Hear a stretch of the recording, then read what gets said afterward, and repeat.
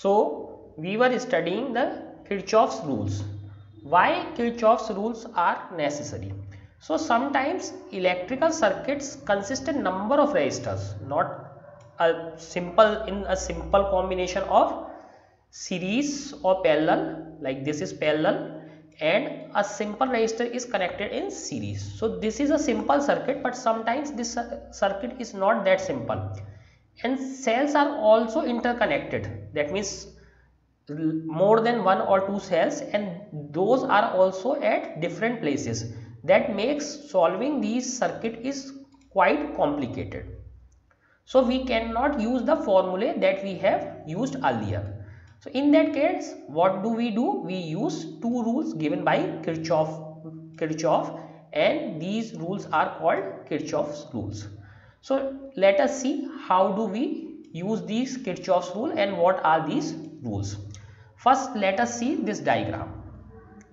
So this is a typical diagram. Here you cannot use that simple circuit formula to solve these circuits and can calculate the potential or voltage and current in the different resistors. So let us start at this point A. So if we take this point A, so here we can see that one current I is going in this direction, another current I2 is going in this direction. So two different currents I1 and I2 are going in this direction. Definitely if this current is passing through this 30 ohm resistance, so the current in this 30 ohm resistance would be I1. Now we come here at this point. So here we can see this. So this I1 current is up to this point. Similarly, here we see this current I2 is going like this in this direction. It faces a resistance of 1 ohm, then passes in this next resistance of 20 ohm, and there we get two different currents. These two currents will enter into this, and a new current with this extra cell started here, and this new current is I3. So here we see a complex network of currents, as well as there are two cells, 80 volt and 45 volt. If we see this first circuit, let us see this first circuit. So if we take this loop, only this loop, so what is the direction of current? See, battery is positive is here, battery is negative is here. So direction of current in this loop would be like this. Now let us take the second loop. If we take the second loop, what would happen in second loop? So this is second loop, this is second loop. So what would be the direction of? See, one battery is here, another battery is here, but which battery is bigger? So this battery has a positive that is connected to negative of this, and positive of this is connected to negative of this.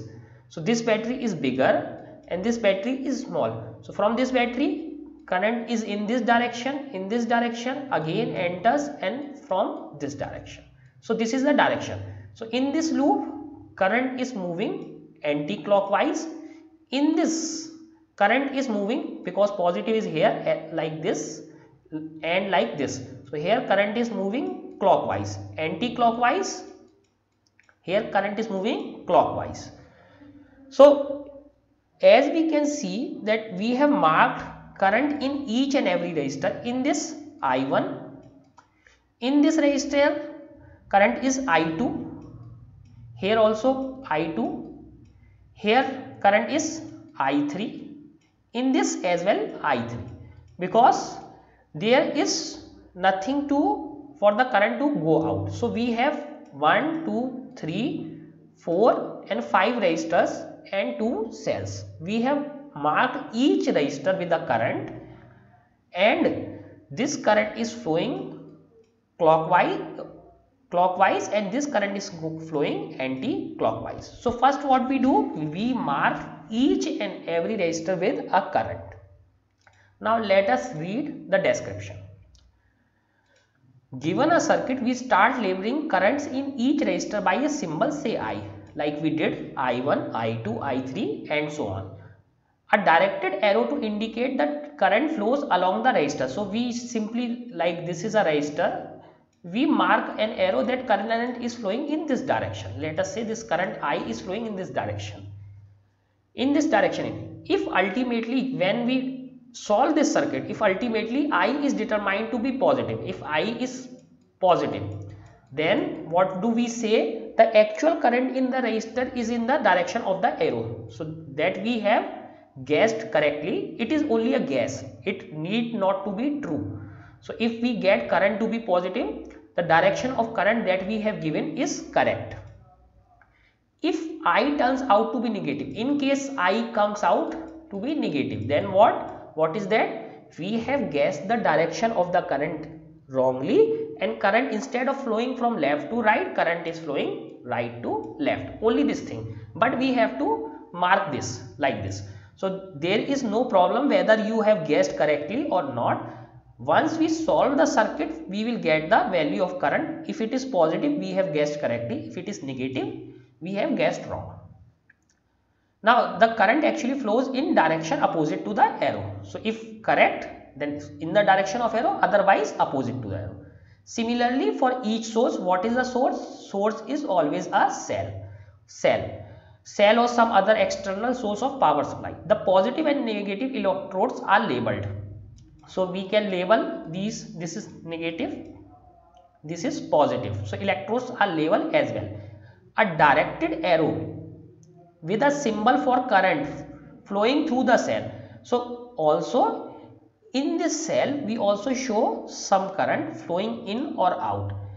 If that potential difference, so what would be the potential difference of any cell? Positive terminal difference of negative terminal. So that is the potential difference of any cell, and from a standard formula we know it is epsilon minus IR, where R is the internal resistance of the cell. So potential difference for any cell is positive minus potential at the negative terminal. So this is Vp potential at the positive terminal minus Vn potential at the negative terminal, and from formula epsilon minus IR. So we also show current going in or out in the cell. If this will tell us the potential difference, V is equal to epsilon minus IR. If the positive terminal P and the negative terminal N, I here is current flowing N to P. So if we get again this to be wrong as well, so in that case what would happen? V will simply become V is equal to epsilon plus IR. Only thing is that current will be in negative direction. If we chosen the direction of the current to be wrong, this I will be converted into minus I. So epsilon plus IR. So now we know how to label. So let me summarize the rules for labeling. What are the rules for labeling? Simply, first we mark each and every resistor with a current like I1, I2 and I3. I1 is flowing in this 1 ohm and this 20 ohm.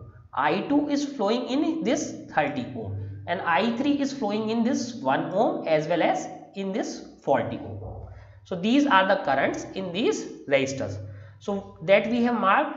Also we show the direction of the current. In this case we have shown current from negative to positive.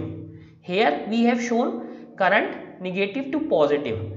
So if this is like this, if this is correctly, then we simply get the formula V is equal to epsilon minus IR. If it turns out to be wrong, then there will be simply a plus there. Now let us read the rules. We will understand it more once we solve some example on this. Okay. So junction. So first rule is junction rule, or sometimes it is called Kirchhoff's current law, Kirchhoff's current rule. At any junction, the sum of currents entering the junction is equal to the sum of currents leaving the junction. So this is the first rule.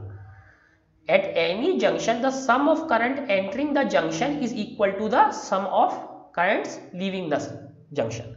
Second rule, it is called loop rule or Kirchhoff's voltage rule, because here we are discussing about current. So what is loop rule? The algebraic sum of changes in potential. Potential is again voltage, so it is also called Kirchhoff's voltage rule. The algebraic sum of changes in potential around any closed loop involving resistors and cell is in the loop is 0. Let us read again. The algebraic sum of changes in potential around any closed loop involving resistor and cells in the loop is 0. We will understand it with the help of examples much more.